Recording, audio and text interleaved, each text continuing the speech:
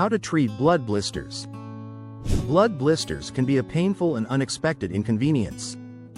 Whether caused by friction, pinching, or injury, these fluid-filled sacs beneath the skin's surface can disrupt daily activities and cause discomfort. Fortunately, with proper first aid techniques, you can effectively treat blood blisters and facilitate their healing process. How does a blood blister form? A blood blister is a blister that forms by filling with blood, instead of the usual clear fluid found in friction blisters.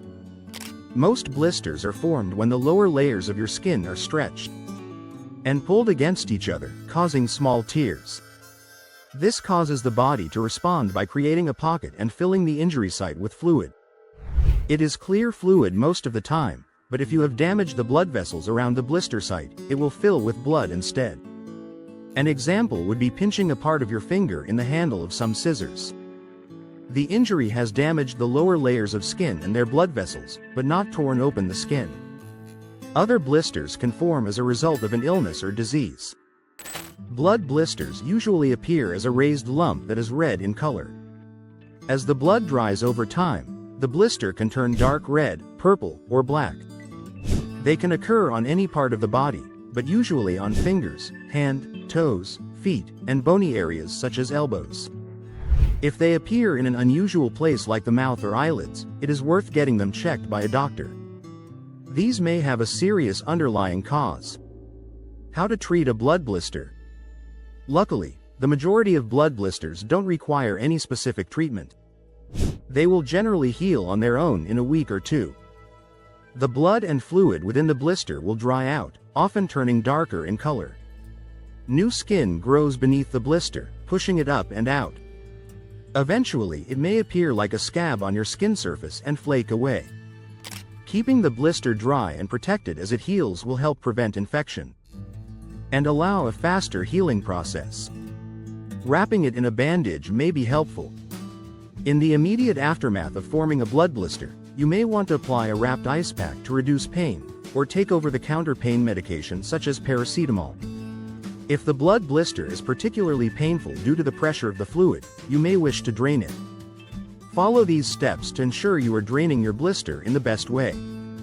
If it is not painful or pressurized, you don't need to pop or lance the blood blister. Opening the wound can encourage infection. When to seek medical treatment. As with all injuries, if you spot signs of infection, then you should seek medical attention promptly.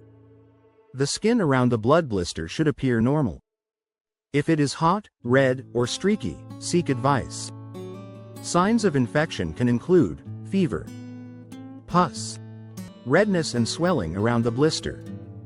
You should also see a doctor if your blood blister is not healing, is particularly painful, is in an area that keeps getting injured, makes your daily activities difficult to complete, appears with no apparent cause, is one of many blood blisters that appear, keeps coming back, is the result of an allergic reaction or burn. You have a medical condition such as diabetes, and your blister wasn't caused by injury. If you have a blood blister in or around your mouth or eyes and wasn't caused by injury, you should seek medical attention. These often have a serious underlying cause that will need medical treatment. Conclusion. Overall, blood blisters are generally harmless, if uncomfortable. Leaving them to heal on their own is the best way to treat them, but do seek medical advice if you are concerned. Blister FAQs. Are blisters dangerous? In general, blisters are not dangerous. They can be painful, irritating, and bothersome, but most are caused by friction or injury. If you have blisters appearing with no apparent cause, seek medical advice to rule out any concerning underlying causes. Should I pop my blister? Blood blisters should be left alone.